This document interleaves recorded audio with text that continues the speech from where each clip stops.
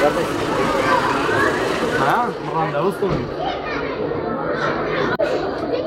أشهد أن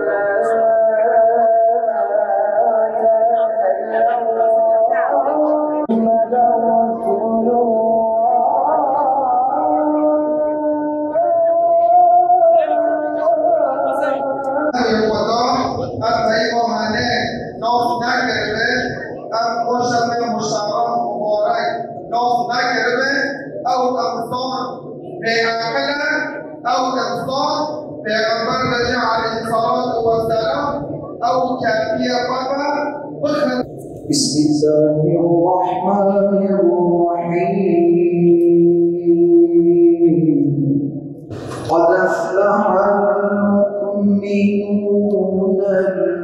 الذين هم في صلاتهم خاشعون. Kadir Gecesi malum Ramazan ayının son 10 gününde idrak etmiş bulunmaktayız. Evveli rahmet, ortası mağfiret ve sonu inşallah cehennem azabından kurtuluşa vesile olacak kutlu Kadir Gecesi'ni idrak etmiş bulunmaktayız. İşte bu gece kıymetli cemaat 1000 aydan daha hayırlı, müstesna, yolunu kaybetmişlerin bugün yolunu bulacağı, kulların Allah'a ulaşacağı müstesna bir gecedir kıymetli cemaat.